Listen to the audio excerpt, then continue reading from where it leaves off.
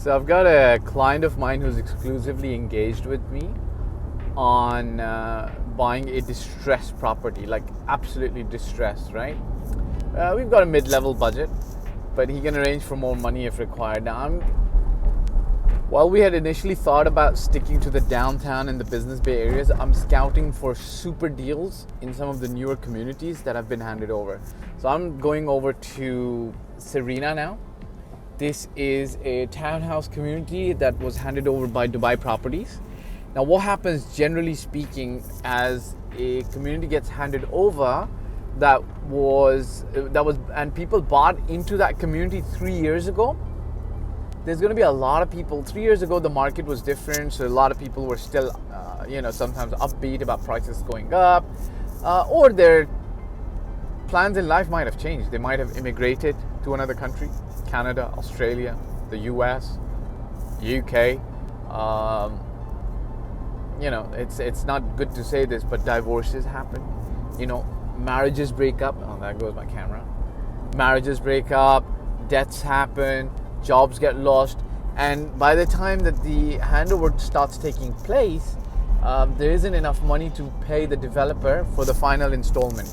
So what needs to be done is, at that stage, a white knight needs to swoop in and grab the property, save the person his problems, and take it off his hands, right? I've known somebody who took the handover of a property late from a developer and paid approximately 75,000 dirhams in fines. And this is an interesting story because he's very well connected, and he knew the chairman of this particular developer, okay?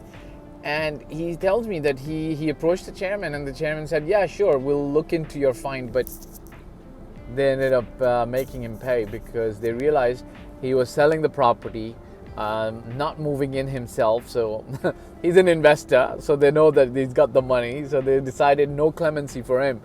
75,000 dirhams because he was late on taking the handover is a lot of money. It bleeds you, right? It hurts you. $75,000 with the math that I've got going on my head is about around $20,000. 75,000 dirhams, sorry. It's about $25,000. Okay, so stick with me. I used to go to a university in Canada that had 50,000 students, 11,000 car parking spots on campus, and I worked for security and parking services. And when I got interviewed for a position that was for greeting guests, emissaries, special people coming to the university, when I gave that interview, I was already working for parking and student services and security and all that. So I knew the campus pretty well, but it was a huge campus. But I still, when they asked me, okay, how would you give directions to somebody if somebody wanted to go to so-and-so place?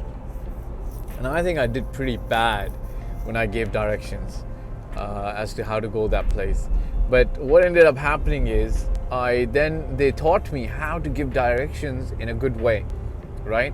How to tell people about landmarks, how to say at the roundabout, make sure you do not take the left except there's going to be a small service road. You got to take the service road and get into the service road, right? So this guy didn't tell me that, right? He just said, you'll see a Serena board, and it's like anyways, doesn't matter. It costs us about 15 to 20 minutes. That's fine. It's a little thing. And these are things that you learn in real estate in Dubai anyways, that you kind of sometimes suffer with the way you get directions. That's okay. My rant over. Okay, so found the location. Looks pretty good. But obviously the agent that I'm following didn't give me complete proper directions.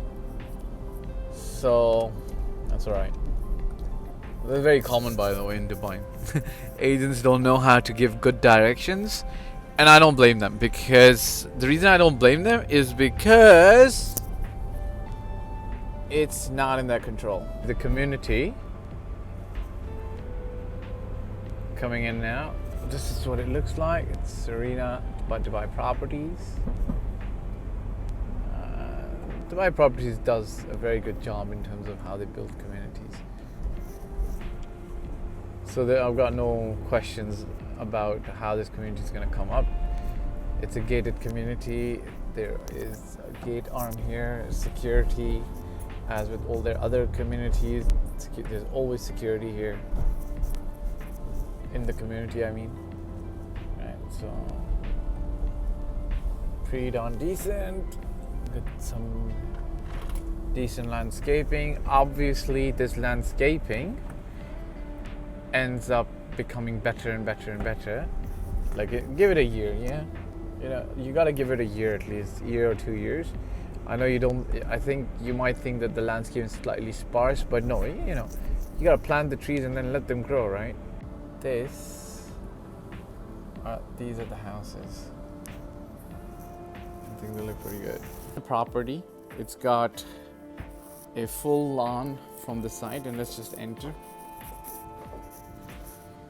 Very beautifully well kept hidden data services. You've got the maid's room, guest toilet, the family dining area,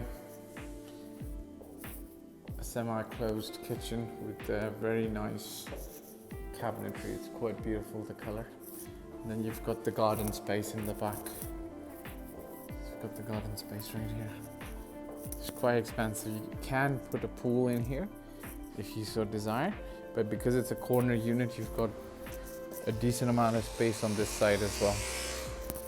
Okay, so let's just quickly have a look upstairs. The 3 bedrooms, marble staircase.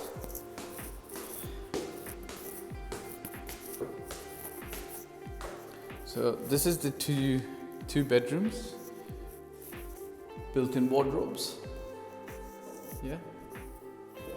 Again, built-in wardrobes here as well. And you've got, they share a full bathroom over here, and this is the master bedroom. Yeah. With built-in wardrobes. Him and her kitchen sink, bathtub.